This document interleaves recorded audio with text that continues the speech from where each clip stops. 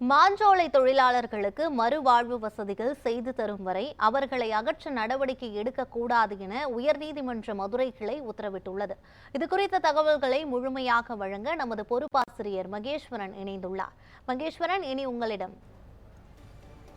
மாஞ்சோலை தேயிலை தோட்டத்தை பொறுத்த வரைக்கும் அந்த தனியார் நிறுவனம் பாம்பே பர்மா ட்ரேடிங் கார்பரேஷனுடைய ஒப்பந்த காலம் என்பது இன்னும் 4 ஆண்டு காலம் இருந்தாலும் கூட 2028 நிறைவு பெறுது என்றாலும் கூட அவர்கள் 4 ஆண்டு முன்கூட்டியே குத்தகையை முடித்துக்கொண்டு நிலத்தை அரசிடம் ஒப்படைக்க இருக்கிறார்கள். அதன்படி தான் இந்த நடவடிக்கையானது எடுக்கப்பட்டு சற்றேறக்குறைய 3000 தொழிலாளர்கள் இருந்த அந்த தேயிலை தோட்டங்களிலே இன்றைக்கு 600லிருந்து 700 என்று சுருங்கி இருக்கிற சூழலை அவர்களையும் உடனடியாக வெளியேற்றக்கூடாது என்று உயர்நீதிமன்றத்துடைய மதுரை கிளை உத்தரவிட்டு நாம் மீண்டும் வழக்கறிஞர் ராபர்ட்டிடமே கேட்கலாம். சார் வணக்கம்.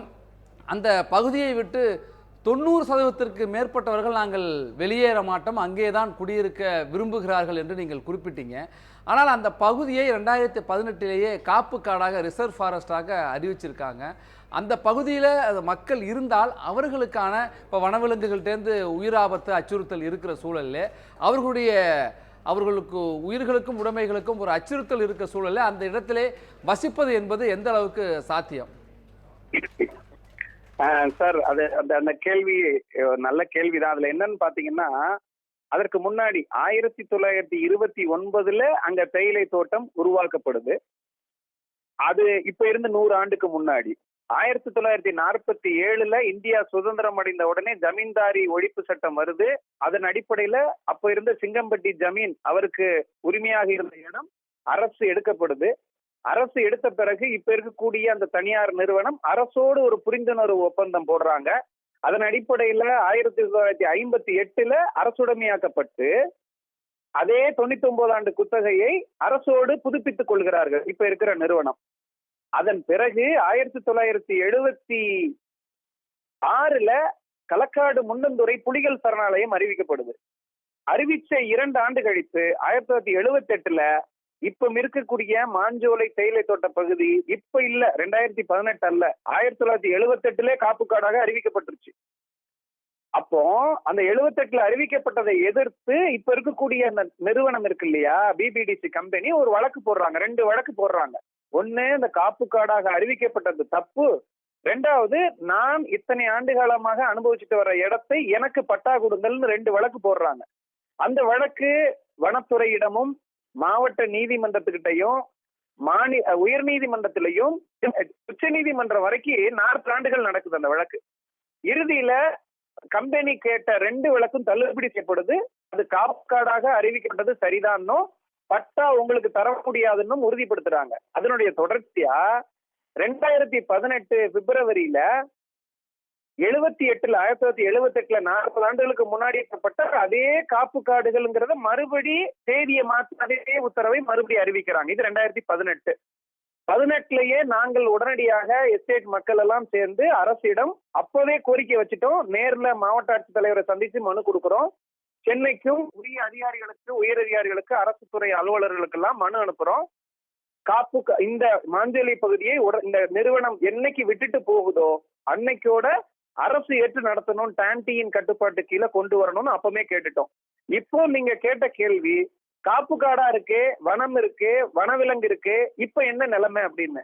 சார், இது காப்பு காடுங்கிற பேச்சு வருவதற்கு முன்னாடியே, வன சட்டம்னு ஒரு சட்டம் வருவதற்கு முன்னாடியே, இந்தியா சுதந்திரம் வருவதற்கு முன்னாடியே அது அடர் வனமாக மட்டுமே இருந்த போதே நாங்க குடியேறினவங்க சார்.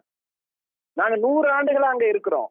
நீங்க ஒப்பீட்டு அளவுல வால்பாறை பகுதியவோ அல்லது கூடலூர் குன்னூர் பகுதியை மாதிரியோ ஒப்பிட்டு பாத்தீங்கன்னா அங்க வனவிலங்குகளுக்கும் தொழிலாளிகளுக்குமான மோதல் இருக்கு இல்லையா, யதார்த்தமா சந்திக்கிறதும் வனவிலங்கினால் காயம் ஏற்படுவதும் மாஞ்சோலையில அப்படி கிடையாது.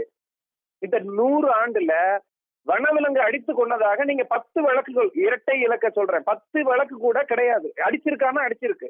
அது தற்செயலாக வீட்டில இருந்து வெளியே வரும்போது மோதினதாகவோ அல்லது யதார்த்தமாக காட்டுல இப்ப 2 ஆண்டு 3 ஆண்டுக்கு முன்னாடி கூட இப்படி வந்துச்சு. 2 ஆண்டுக்கு முன்னாடி காட்டுல அதிகாலையில 8 மணிக்கு வேலைக்கு போகும்போது ஒரு தொழிலாளி அங்க காட்டுல படுத்து கிடந்த ஒரு சிறுத்தை மக்களை பார்த்து பதறி அங்க காட்டுக்குள்ள போகுது. அப்படி பாயும் போது ஒரு நகம் மேல பட்டு போயிடுச்சு. உடனடியாக மருத்துவமனை அந்த தொழிலாளி கொண்டு வரப்பட்டார்.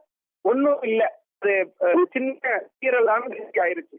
ஒரு இறப்பு என்பதோ அல்லது வனவிலங்குகளால் காயம் என்பதோ வால்பாறையோ அல்லது இதர தேயிலை தோட்ட பகுதிகளோ ஒப்பிடும்போது ஒரு விழுக்காடு கூட இங்க இல்ல. அதை ஒப்பிடும்போது அந்த காப்பு காடாக அறிவிக்கிறதுக்கு முன்னாடியும் நாங்க அங்க இருக்கோம், காப்பு காடாக அறிவிச்ச பிறகு இருக்கோம், அறிவிக்கப்பட்ட காலத்திலயும் இருக்கோம், இப்பவும் இருக்கிறோம். இப்ப எங்களால நாங்க இருக்கிறதா வனவிலங்குகளுக்கு பாதுகாப்புன்னு நாங்க சொல்றோம். ஏன்னா வனவிலங்கு எங்க இருக்கும், எங்க வரும், எந்தெந்த பகுதிக்கெல்லாம் வரும்னு எங்களுக்கு அது அத்துப்படி. அந்த காட்டுக்குள்ள இந்த இந்த இந்த அகில் மரம் இங்க இருக்கு, இந்த சந்தன மரம் இங்க இருக்குது, சாம்பிராணிக்குன்னு இருக்கக்கூடிய மரம் இங்க இருக்கு, சோரப்பை மரம் இங்க இருக்கு, வெடிபலாங்கிற மரம் இங்க இருக்கு, இப்படின்னு நாங்குங்கிற மரம் இங்க இருக்கு, கருங்காலிங்கிற மரம் இங்க இருக்குன்னு வரைக்கும் பெரும்பாலான தொழிலாளிகளுக்கு அத்துப்படி. எங்களுக்கு தெரியும் இந்த விலங்கு நிறைய நேரம் பாத்தீங்கன்னா வனவிலங்குகளா சொல்லப்படுற மிலான்னு ஒரு மான் வகையை சேர்ந்த ஒரு விலங்கு. இந்த மிலா சாதாரணமா பாதுகாப்பு தேடி சென்னாய் கிட்ட இருந்து தப்பிக்கிறதுக்காக எங்கள் குடியிருப்புக்கு பக்கம் சாதாரணமா வந்துட்டு போகும். மக்களை தெரியாது, மக்கள் செய்யறாங்கன்னு அதுக்கும் கூட தெரியும். அதனால இது காடு தான்னா காடு தான். ஆனா நிறைய பாத்தீங்கன்னா திரு ராபர்ட் சார், காப்பு காடாக இருந்தாலும் அந்த காப்பு காட்டுக்கு காவல் இந்த அங்க இருக்கிற மக்கள் தான். சுதந்திரத்திற்கு முன்பிலிருந்து அங்கு குடியிருக்கிறவர்கள். காப்பு காடாக இருந்தாலும் வனவிலங்குகளிலிருந்து அவர்களுக்கு புரிதல் இருக்கிறது. நிச்சயம் தங்களை தற்காத்துக் கொள்வார்கள், அச்சுறுத்தல் இல்லை, அந்த காப்பு காட்டுக்கு இவர்கள் காவல் அரணாக இருப்பார்கள் என்ற பதிவு செய்திருக்கேன். இணைப்பில் வந்து தங்களுடைய கருத்துக்களை பதிவு செய்தமைக்கு நன்றி திரு ராபர்ட் சந்திரகுமார். அந்த பகுதி என்பது சிங்கம்பட்டி ஜமீனுக்கு சொந்தமான அந்த இடம். அவர்களோடு அந்த பாம்பே பர்மா ட்ரேடிங் கார்ப்பரேஷன் நிறுவனம் ஒரு ஒப்பந்தத்தை 99 ஆண்டு கால குத்தகை ஒப்பந்தத்தை செய்கிறது 1929.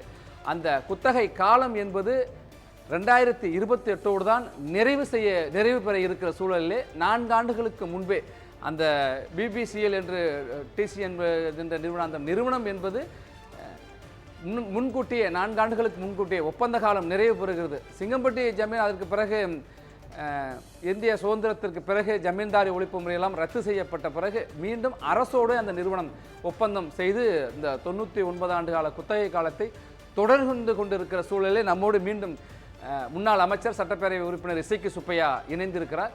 சார் வணக்கம்.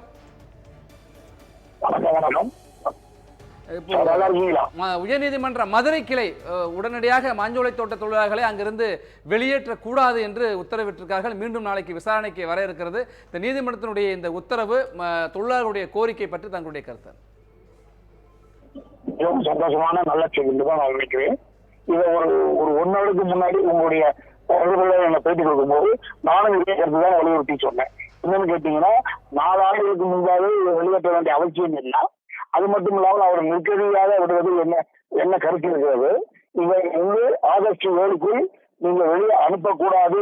அதை அனுப்புகிற பட்சத்தில் அவருடைய கோரிக்கைகள் தீர்வுகளை சரி செய்த பிறகுதான் அனுப்ப வேண்டும் என்ற கோரிக்கை நான் ஒரு மணி நேரத்துக்கு முன்னாடி இதை பேட்டியாக கொடுத்தேன்.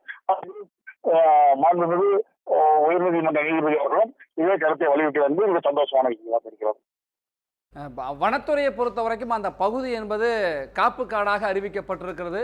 வனவிலங்குகளால் அங்கு இருப்பவர்களுக்கு அச்சுறுத்தல் ஏற்படுகிற வாய்ப்பு இருக்குன்னு சொல்றாங்க. ஆனால் அந்த மக்கள் என்ன சொல்றாங்க, நாங்கள் கிட்டத்தட்ட ஒரு 90 ஆண்டுகளாக அந்த பகுதிகளிலே குடியிருக்கிறோம், நாங்கள் வனவிலங்குகளுக்கு எங்களுக்கும் ஒரு புரிதல் இருக்கிறது, நாங்கள் அந்த காப்பு காடுக்கு காவலர் என்று மக்கள் சொல்றார்கள். அரசு வனத்துறை இப்போ இந்த மாதிரி சொல்லுது, மக்கள் நாங்கள் வெளியேற மாட்டோங்கிறாங்க. இதற்கு என்ன ஒரு தீர்வாக நீங்க முன்வைக்கிறீங்க? அதாவது மிக அழகான கேள்வியாக இதை நான் பார்க்கிறேன். என்னன்னு கேட்டீங்கன்னா 96 ஆண்டுகளாக மக்களாக வாழ்ந்து கொண்டிருக்கிற அவர்களை எப்படி மிருகம் வந்து இதுக்கு இல்லையா, இப்பதான் புதுசா வருதா, எனக்கு என்னன்னு புரியல. அதாவது மக்கள் 96 ஆண்டு காலமாக கிட்டத்தட்ட 4 தலைமுறையாக வாழ்ந்துட்டு வராங்க. அப்படி இருக்கும் பட்சத்தில் அவர்களுக்கு காப்புக்காடு என்ற ஒரு பெயரை சூட்டி விலங்குகள் அச்சுறுத்தி என்ற ஒரு அறிக்கையை கொடுத்து தள்ளுவது நியாயமற்றதாக கருதுகிறேன். ஒன்று. 2வது விஷயம் என்னவென்றால், இதே மாதிரி இப்ப நீங்க போன் செய்து கொண்டிருக்கும் போது நான் வந்து அந்த அரசியல்வாதிகளுடைய மீட்பு குழு போராட்டத்தில் நான் வந்திருக்கிறேன். உங்க பேட்டிக்காக தான் தனியா வந்து பேசிக்கிட்டு இருக்கேன். இதே அரசியல் மீட்பு குழுக்காக சட்டமன்றத்தில் ஒரு குரல் எழுப்பினேன். அதுக்கு தங்களுடைய அமைச்சர் சொன்ன கருத்து என்னவென்று கேட்டால், அந்த உழைப்போடு வந்து அவங்க மிருகங்களுடைய வாழ்வாதாரத்திற்காக நாங்கள் பணம் வாங்குகிறோம் என்ற சொன்ன கருத்து எனக்கு மிகவும் ஆச்சரியத்தையும் மகிழ்ச்சியும் உருவாக்கியது. ஏனென்று கேட்டால், மக்கள் அங்க சென்றால் அவர்களுக்கு பாதுகாப்பு இல்லை இல்ல விலங்குகளுக்கு பாதுகாப்பு இல்லை என்று சொல்லியிருந்தால் அது ஏற்றுக்கொள்ளக்கூடிய விஷயமாக இருக்கும். அதை தவிர்த்து அவர்கள் அந்த அங்குள்ள வனவிலங்குகளுக்கு வாழ்வாதாரத்துக்கு அவருடைய உணவுகளுக்காக நாங்கள் வசூலிக்கிறோம் என்று சொல்வது பார்த்தால் அப்போ வனவிலங்குகளுடைய அச்சம் இல்லை என்பதை தான் தெளிவாக காட்டுகிறது. நன்றி சார். சட்டப்பேரவையிலும் இது குறித்து பேசியிருக்கிறீர்கள். இந்த உயர்நீதிமன்றத்துடைய தீர்ப்புக்கு பிறகு நேரலையில் இணைப்பில் வந்து தங்களுடைய கருத்துக்களை பகிர்ந்து கொண்டமைக்கு நன்றி திரு இசக்கி சுப்பையா. மாஞ்சோலை தோட்ட தொழிலாளர்களுடைய நீண்டகால கோரிக்கை என்பது நாங்கள் அந்த பகுதியிலேயே தலைமுறையாக வாழ்ந்து விட்டோம். தேயிலை தோட்ட நிறுவனத்தினுடைய ஒப்பந்த காலம் குத்தகை காலம் நிறைவு பெறுவது ஒரு பக்கம் இருக்க நாங்கள் அங்கே தலைமுறையாக வாழ்ந்து விட்டோம். எங்களுடைய குலதெய்வம் அங்கு இருக்கிறது, எங்களுடைய முன்னோர்கள் அங்கு இருக்கிறார்கள். அந்த மண்ணை விட்டு நாங்கள் எப்படி வெளியேறுவது என்கிற ஒரு கோரிக்கையை முன்வைக்கிறார்கள். இதற்கு முன்னுதாரணமும் இருக்கு. காணி பழங்குடியின மக்களுக்கு எப்படி சிறப்புரிமை கொடுத்து அவர்களே அந்த மலைப்பகுதிகளிலே தோட்டப்பகுதிகளிலே தங்குவதற்கு எப்படி வாய்ப்புகளை கொடுத்தாரோ அதே போல எங்களையும் காப்புக்காடாக இருந்தாலும் எங்களை நாங்கள் தற்காத்துக் கொள்கிறோம். விலங்குகள் எங்களுடைய மனித மோதல் என்பது அங்கு ரொம்பவும் அரிதாகத்தான் நடைபெற்றிருக்கிற சூழலிலே மீண்டும் எங்களை அங்கேயே தங்க வைக்கிறதுக்கான அனுமதிக்க வேண்டும். கலைஞர் கனவு உள்ளம் திட்டத்தின் மூலமாக அனைவருக்கும் வீடு கட்டித்தர வேண்டும் என்கிற கோரிக்கையும் தொழிலாளர்கள் முன்வைத்திருக்கிறார்கள். விவரங்களுக்கு நன்றி மகேஸ்வரன்.